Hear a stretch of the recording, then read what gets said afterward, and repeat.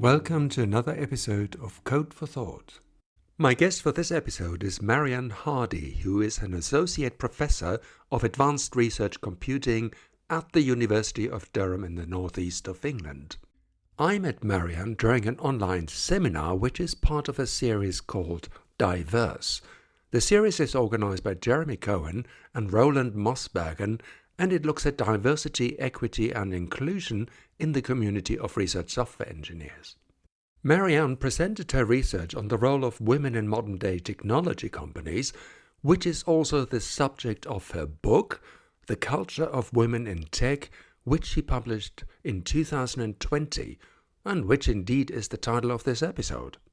Diversity and inclusion gets talked about a lot today, whether it's increasing the number of people from different backgrounds in the workplace or making the office a safer and more welcoming place. And yet, it seems that the needle hasn't moved much, and the demographics in the tech sector remains pretty much the same as it has been over a number of years. Why this isn't a good state for organizations to be in has been shown in surveys and research, and Mariann mentioned that in the seminar.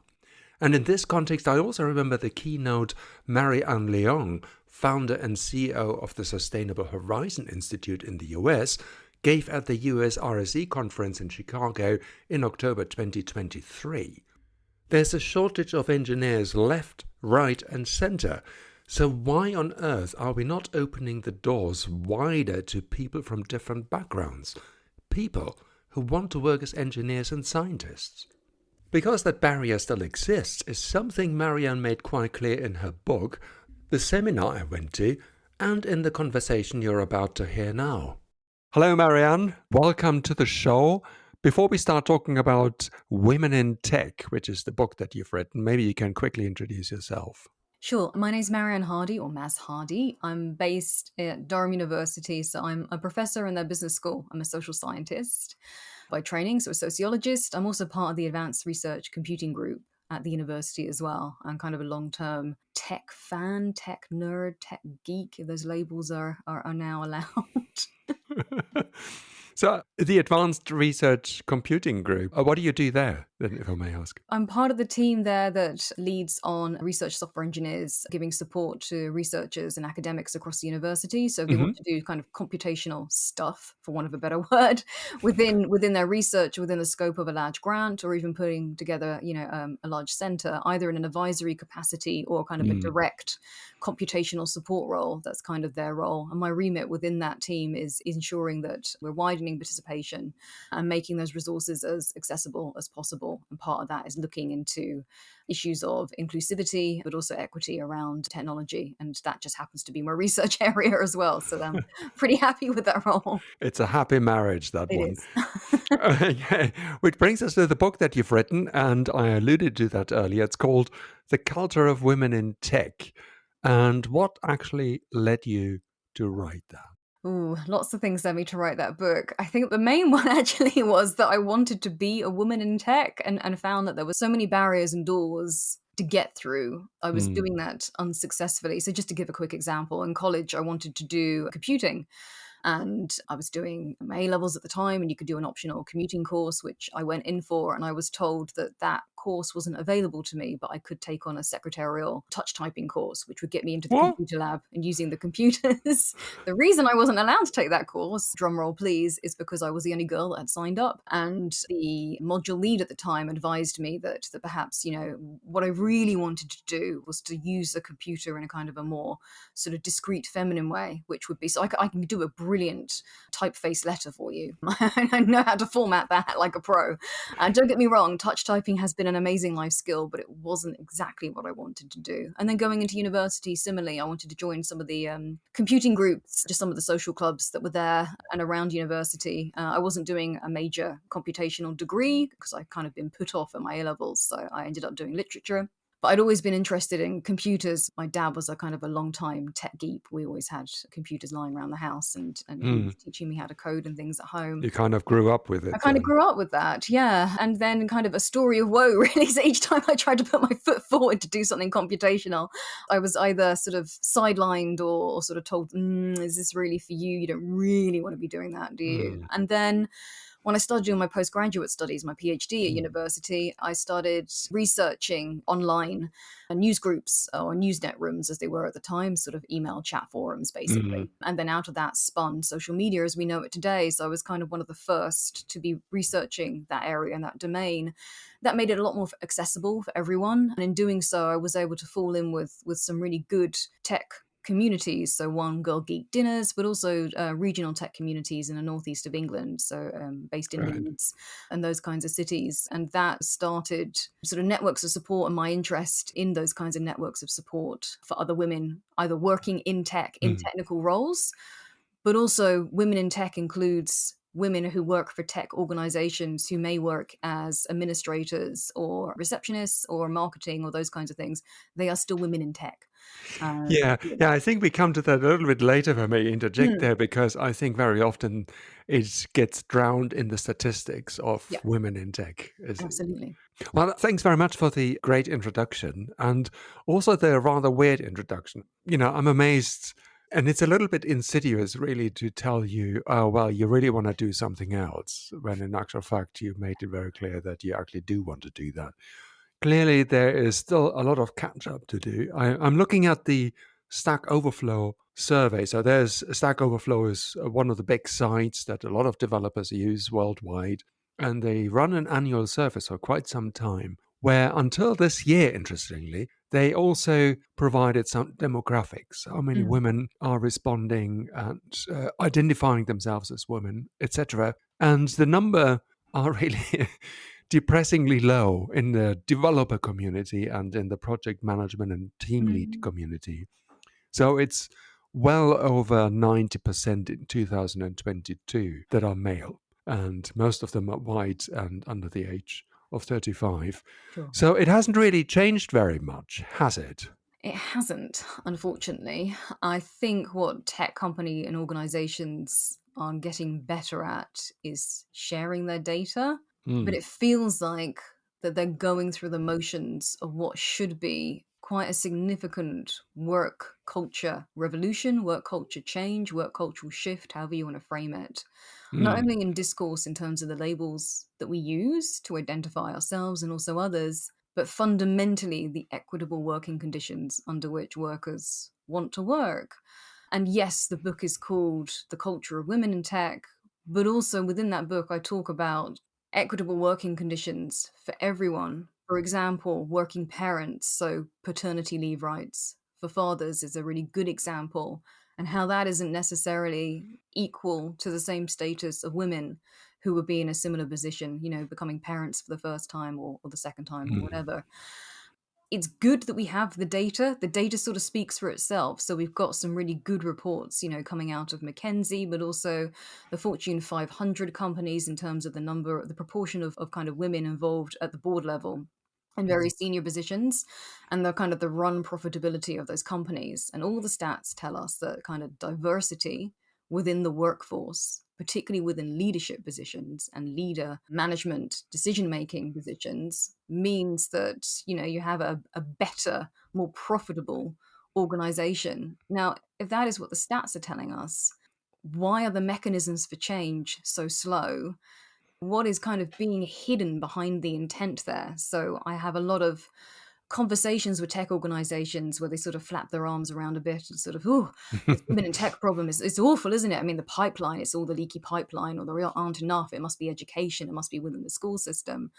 When you talk through, the opportunities within mm, within the workforce, within the organizations about what they're actually doing to support existing workers so they don't lose the current workforce, but mm. also to promote that existing workforce.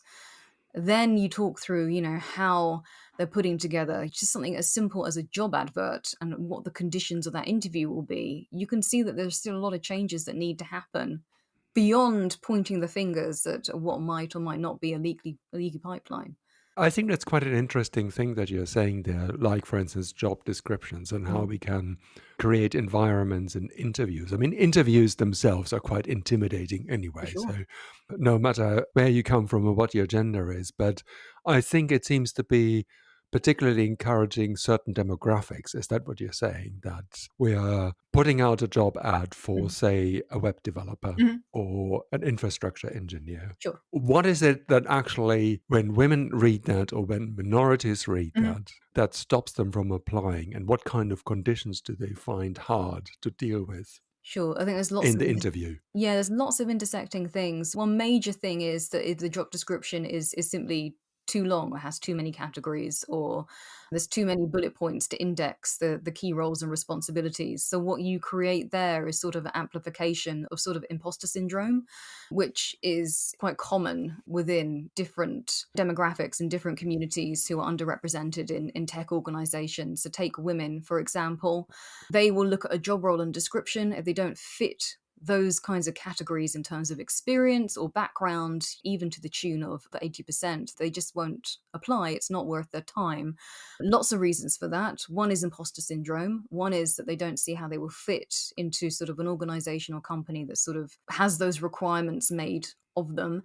And the other is that often it's women that hold the bulk of the kind of the caring responsibility. So they're time poor. So to invest in doing a job application actually takes a lot of time. In fact, someone I've interviewed recently Yes. describes it as having another full-time job on top of the caring Mm. responsibilities, her existing full-time job and other roles that she has, let alone having a life on top of that where, you get to go and sit in the park and read a book by yourself for a bit.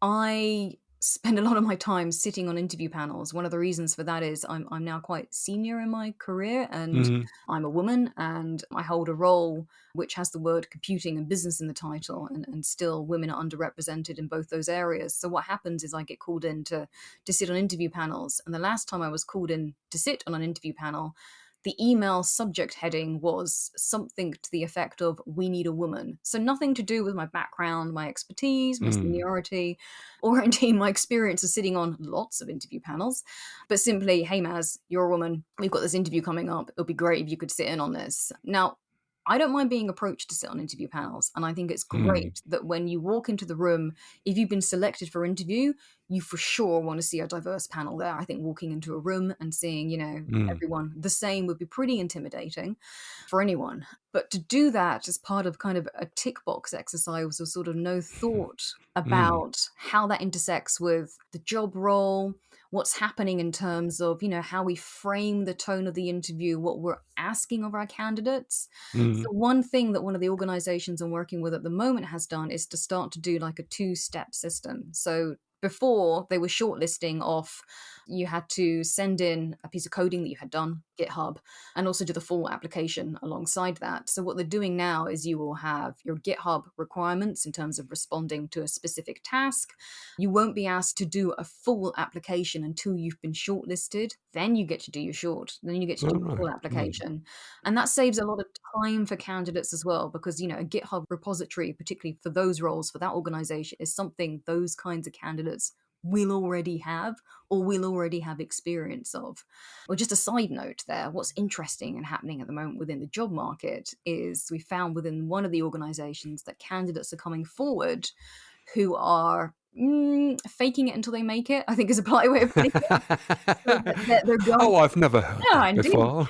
They're going onto sites like Fiverr.com or those Yeah. kind of gig work sites and asking the task they've been set in terms of sending in their code, that they're asking someone else to do that for them and complete that task so they can get through to the next phase. Now that's pretty easy to spot because generally you want candidates who have a good history of archiving and putting stuff onto GitHub. So if you've got an outlier who just has this one thing, it is Yeah. easy to spot. But it's interesting to see what's going on behind the scenes in terms of people modifying their behavior or taking on new ways to kind of get around the system. And I think that just speaks to kind of a more serious set of problems around sort of what happens within that interview process anyway, in Yeah. terms of the protocols and what's expected of candidates. I mean, something else that's fairly straightforward to do, but organizations tend to resist it, is to make sure that the times for interviews, that there's a choice. So if you have caring roles and responsibilities, that there's a time that's kind of within the traditional workday, and Mm. there's other times that are kind of more flexible, obviously giving the candidates the opportunity as well to do one part of the interview by Zoom or something else like that.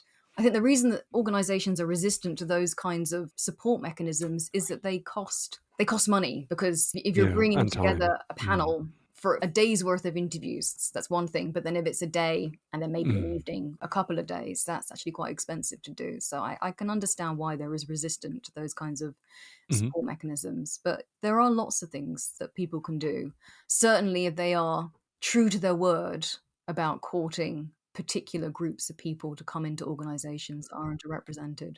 So far, we've been talking about companies and Fortune 500 and all of that. But what about academia? What's the situation there? I mean, we all like to think that academia is this noble set of institutions where everything is much better. Is it? Um, that's a good question. I think academia is probably where it's better in some respects, but then also more toxic in others. Mm. One reason for that is we've got researchers researching things like the culture of change, good leadership, advocacy. We are very good at identifying what the problems are and kind of the mechanisms and the routes through that in terms of methods of support and how we can really advocate for change. Where it gets more toxic and where there are more barriers is that the processes involved with that tend to be very long tail and involve many different people at many different levels.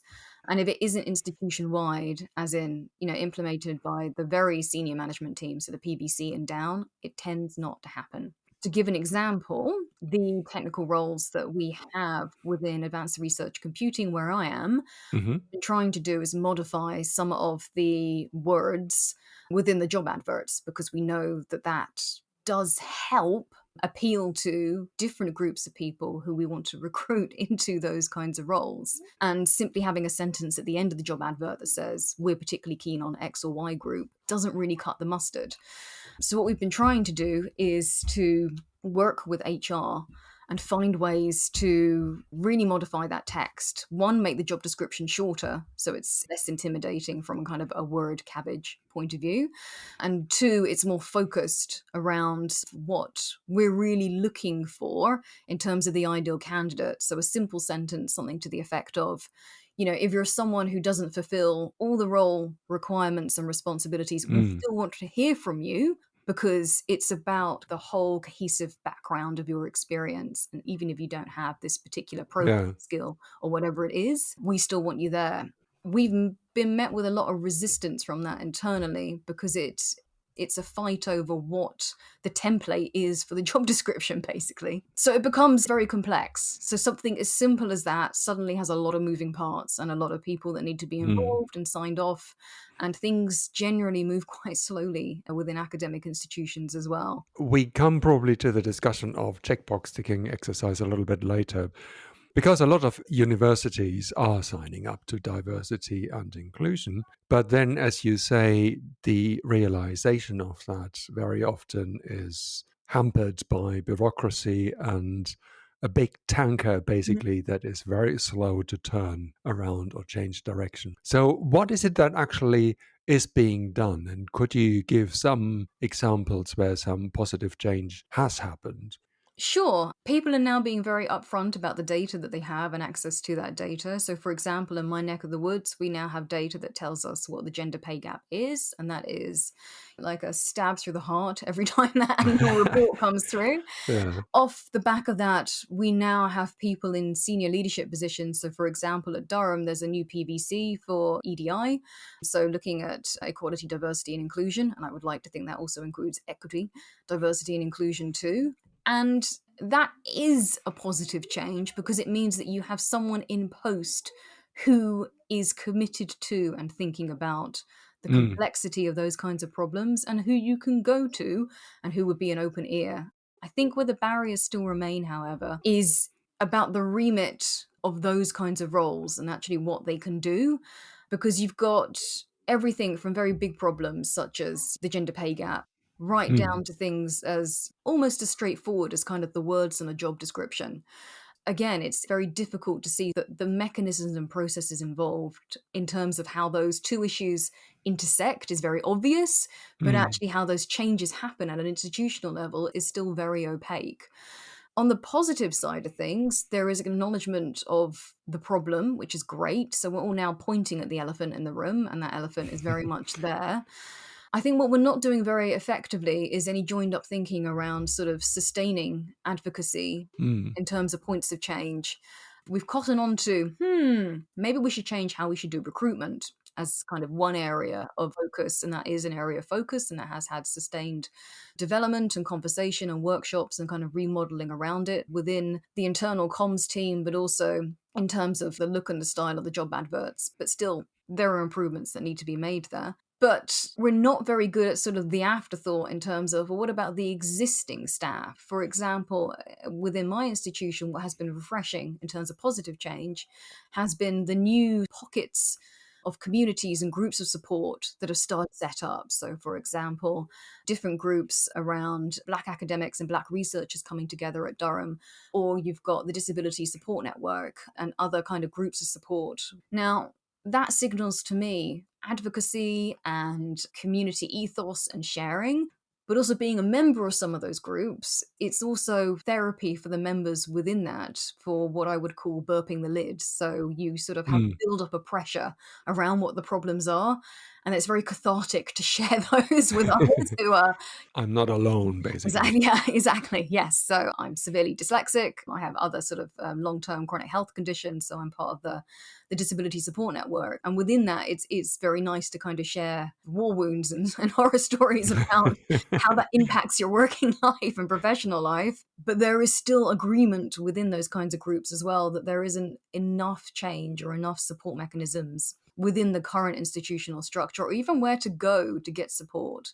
And there's a lot of mistrust as well around who you can go to and who you would share certain kinds of information with. So, for example, I was not diagnosed with dyslexia until I was in my late 30s. And at the time, I was advised by the organization that did my diagnosis to be very careful about who I told in a professional capacity. So did I want my line manager to know? Think seriously about who I wanted to know amongst, my colleagues. And initially, I did take that on board, and that went quite deep. I sort of hid it, continued to hide it, was a bit worried that label was associated with me.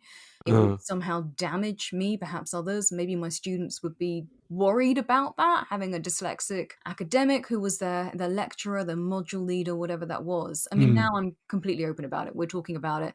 It's on the end of my email signature. I mean, yeah, it's there. So I'm not going to be ashamed about that anymore. But those kind of different points of support are fantastic in terms of the positive change. So there is advocacy, it is open, it's visible, which is something else I talk about in the book. It's important to have that visibility. But that visibility only goes so far. So it's happening within those groups, but it's not happening as a cohesive change to the work culture or sort of the institution as a whole, unfortunately, yet. Thanks so very much for sharing all of that. Do you feel that kind of visibility is still lacking? Do you think that sharing stories like yours now is more the exception than the rule? Or is it that people are still finding it very difficult today to acknowledge that they might have a difference to other people, whether it's being dyslexia, whether it's other things? It's a really good question. I think it depends on who you talk to and the framing of the context in which you're in. So to give an example, very recently, a colleague of mine held a group meeting to talk about research, but also sort of computational methods and routes of support around different projects for neurodiversity. And it was a really interesting session. It was only an hour, but my gosh, we could have gone all day. And what started out as the kinds of projects that we would be interested in doing and how we would run those ended up into a very cathartic sharing of some of the professional barriers, some of the intentions that we have as a community that is neurodiverse, the ways in which we want to think about things and how we can advocate for each other. And that felt very healthy, but that happened within that pocket of time. And those stories felt very listened to. What we didn't have was anyone in from the senior management team listening to us, taking on board what might need to change to support those different routes of support, those different ways of thinking, that mechanism for change. To give another example, I don't travel very much at the moment because I have a long-term health condition. When I'm invited to speak at things, I do the Zoom thing, and I was fortunate enough to be asked to contribute to a workshop that was going to be a 2-day long event where we talk about equity within complex organizations, leadership change. There was going to be about 50 of us. There's a bit of talk and chalk, But the main event through each session was going to be different breakout rooms, and then we come back together. Hmm. We have kind of a collective sharing, and that was great.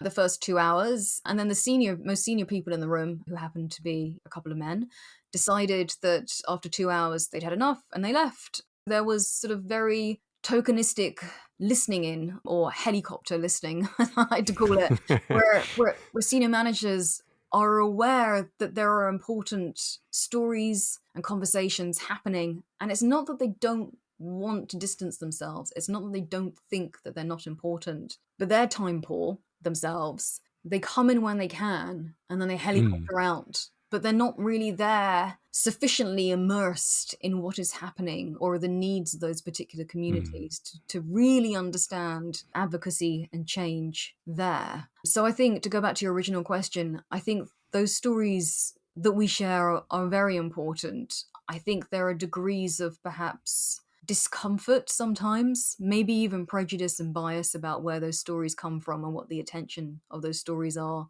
to do. Because often they come in within singular panel sessions of, well, let's have we're having a tech event. Let's make sure that we have a women in tech strand to that. And then we'll talk about all those issues in the women in tech strand. So that'll be like the problem bit. And then the rest of the event will do like all the The other tech innovation bit. stuff, the tech stuff. Yeah. Mm.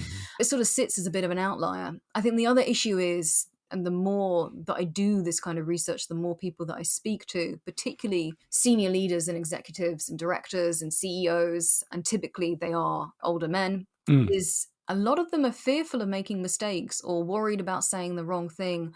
Or I had someone very senior say to me when he was invited to a women leadership conference, say, "Oh, but that's not for me. I'm not a woman." And it took me to say, well, don't be ridiculous. This is a conference about advocating for women in leadership positions. You absolutely need to be there. Are you advocating for that or are you not? And the penny dropped. He was like, oh, I am. It isn't a label that's designed to be excluding. It's designed to be doing the exact opposite. But as I talk about in the book, labels themselves have those kinds of problems, particularly when we band around the label women in tech, because it can, not always, but it can create that othering and make people feel othered or kind of fearful about whether they're included or not, and all those kinds of things. You mentioned a number of things that I would like to home in a little bit more in the final part of our conversation today. And one was equity and equality. So, in fact, in your book, you're writing, today's women are colored by a dominant masculine tech culture that intensively ensures that the message of difference rather than equality is embedded. That kind of struck home with me because I think that's also the content of another book that I read recently, in the sense that we make visible diversity and we talk about inclusion, but what's missing in the equation actually is the equality, like equal pay, for instance, and the working conditions, making them so that women can feel safe and at home in the workplace just as the men do, and other minorities as well. Are we missing a trick here? I think we are. I mean, one way I see this kind of most visibly, it feels most palpable, is looking at career progression and promotion. So we're treating it as equality, which means that everyone's treated exactly the same way, regardless of your differences. Within one of the tech organizations that I sort of have a long-term working relationship with, they're based in the UK, they're based in London. They're an education tech supplier. They do software, but also technical hardware as well. They would like more women to work for them, and they're working on that. And when we look to kind of the promotion rounds within the current organizational structure, particularly coming out of COVID, everything was the same for everyone. And the suggestion that was made was, well, maybe we should look at people who have been adversely hit by schools not being open or nurseries not being open, or who have had to look after elderly relatives or themselves are long-term sick. And when we did that and took that into context, then that was really eye-opening, because we're dealing with equity then in terms of the support that needed to come in to get people further up the career ladder, meaning that everyone was kind of provided with what they needed to succeed, taking into account the very complex intersection of life and work as happened in the pandemic. Then they realized that they had sort of more people currently within the organization, particularly women, who were promoted. And they took that one step further as well in terms of when they were pushing for recruitment. So they had a series of job ads that went out that had the usual Mm. spiel about we're particularly interested in people from sort of minority groups, women, etc., etc. An extra sentence to signal that, if you have been adversely hit by conditions within the pandemic, so sort of long-term sickness leave, Mm. bereavement, whatever it is, that will absolutely be taken into account and it won't go against sort of your experiences or periods of kind of being out of work or whatever it is that you have had to do, and also be taken into account as well within the organization. So how quickly you go into a full-time role, for example, so you could start part-time, but also the need for greater flexibility, which is becoming more common. So hybrid working, working from home, all those kinds of things, and having something that's much more kind of project and goal orientated rather than kind of mandatory hours set by your employer. Mm. And it's becoming increasingly important that we recognize that difference between equality and equity and what is happening. It doesn't have to be sort of very complex, large scale tech organizations, even within small, even micro SMEs, with regards to how that workforce is created, how it is sustained, how it's motivated, what the work conditions actually are, and how we recognize work culture, which traditionally has been away from the home, unless it's been a cottage industry. And then it's been very separate from caring roles and domestic labor. And that simply isn't the case anymore. We've got some wonderful research coming out at the moment. I've just read it in the British Journal of Management, which was looking at sort of adverse impact of COVID on senior professional women, and some amazing data there around what they were doing within the pandemic to kind of take on board homeschooling, caring responsibilities, domestic labor within the home, but also still working full time. I have direct experience of that myself. Like, I remember Yeah. trying to teach students while I had my then 5, 6-year-old next to me, trying to entertain her with Lego. I mean, luckily, because that was kind of a very unusual set of circumstances, unusual event, everyone was pretty sympathetic to when you appeared on Zoom and you had sort of Mm. little people around you or you had to make a phone call. But it was a real privilege in that moment to have extra space within the home where I have a home office. Not everyone has that. People were literally on their kitchen tables.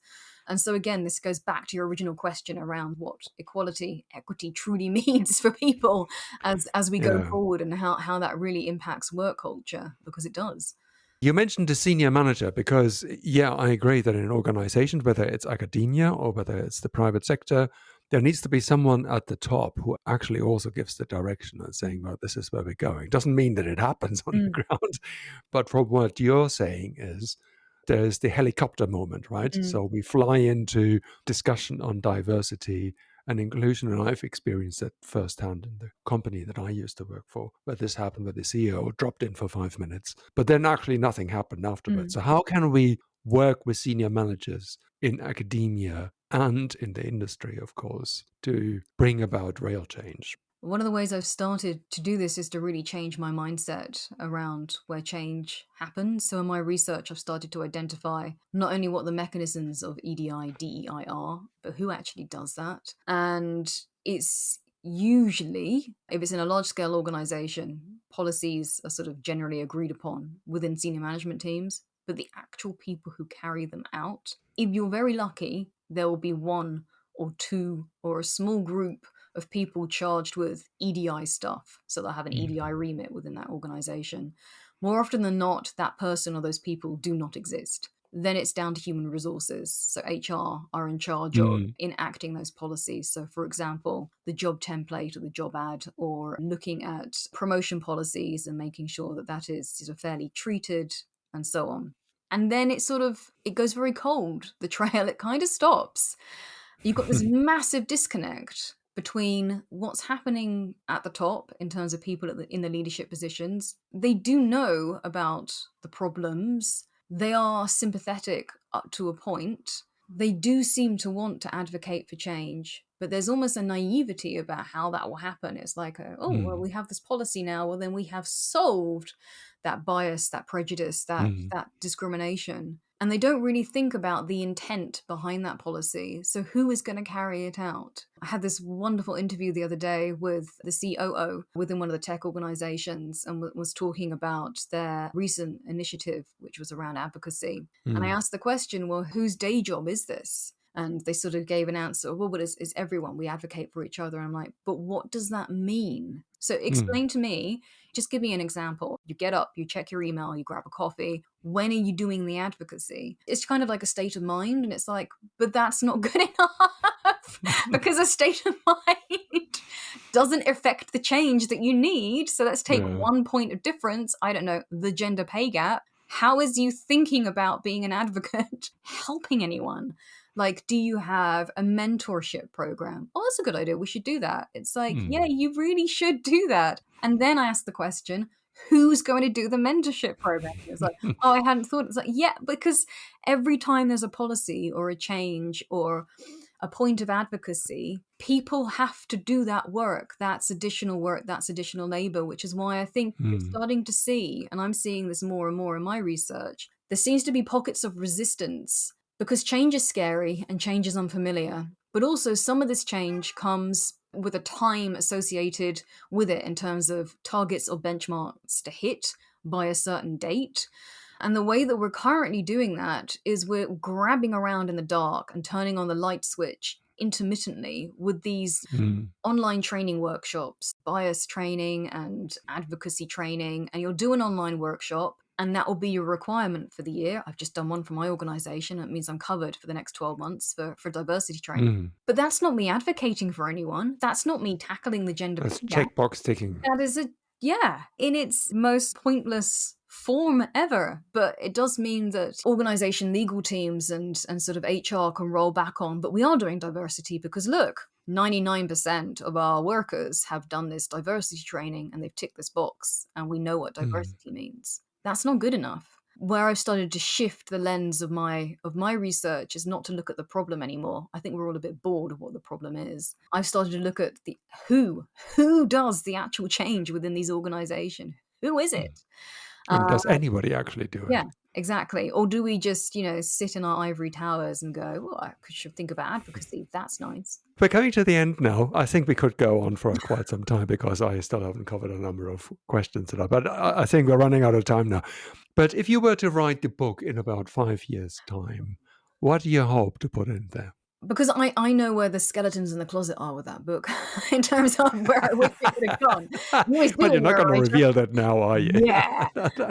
What I really want to do is write something that's more practitioner-based. So in 5 years' time, I would like to join the dots between, all right, this diversity policy over here joins to this set of practices within the organization led by who, identify who those people are, and here is the difference. To actually map that out, I think that would be really powerful. We fall down in really joining the dots, really kind of spoon feeding our audience, spoon feeding perhaps not the right term, hammering home to our readership about what needs to happen and when, and what will be the effect of those points of change, those kinds of different policies, the efforts of the people, the who actually put in the change. You can probably tell I'm already thinking about writing that book. Yeah, exactly. And I hope you will. And I think it boils down to we have to put our money where our mouths are. For sure. Well, let me just thank you for your time today. I think it was a very good conversation that we had about a very important subject that gets talked about a lot, like we did today, but more needs to be done. We can both agree on that, for sure. Yeah. Thank you so much for inviting me. It's been a real pleasure. If you'd like to get involved, there are diversity initiatives in a number of organizations. For instance, the Society for Research Software Engineering in the UK has a working group on the subject, as do other organizations. And Jeremy and Roland regularly advertise events of the Diverse series on Slack, so look out for that one. And finally, I'd like to thank the Jülich Research Center in Germany, the Forschungszentrum Jülich, for sponsoring this episode.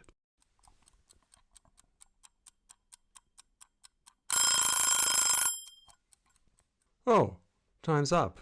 See you next time. But before I forget, this podcast is covered by the Creative Commons license. See ya.